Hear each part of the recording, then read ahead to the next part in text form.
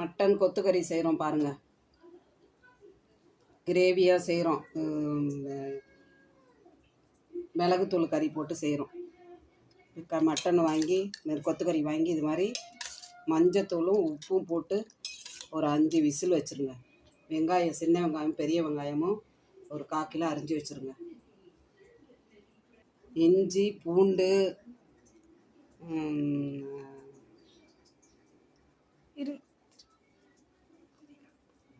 புதினா கொத்தமல்லி கருவேப்பிலை எல்லாம் நல்லா அரைச்சிக்கங்க. சட்டியை பற்ற வச்சு 4 டீஸ்பூன் நல்லெண்ணெய் ஊற்றிக்கங்க. வெங்காயத்தை அதில் போடுங்க.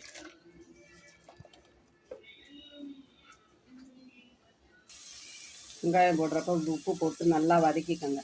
எங்கள் பேரன் ஊர்லேருந்து இப்போ தான் வந்தால் மறுபடியும் போடுறோம் நாங்கள். நல்லா பார்த்துட்டு சப்ஸ்கிரைப் பண்ணுங்க.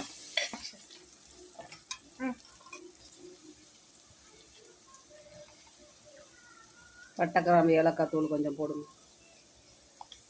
எல்லாம் அரைச்சதெல்லாம் இஞ்சி பூண்டு விழுதெல்லாம் போட்டு இதில் கொட்டுங்க.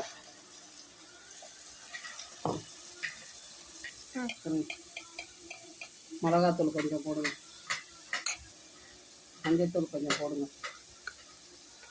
நல்லா வதக்குங்க. நல்லா வதக்கணும். நல்லா வதக்கி எண்ணெய் மிதந்து வர மாதிரி வதக்கணும். எண்ணெய் மிதந்து வர மாதிரி வதக்கணும். வதக்குனதுக்கப்புறம் இதை எடுத்து ஊற்றணும். அதில்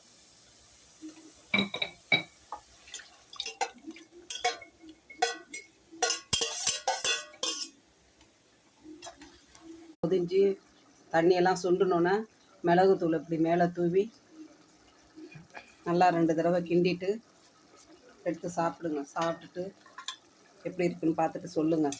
நல்லா சந்தோஷமாக இருங்க. சப்ஸ்கிரைப் பண்ணுங்கள்.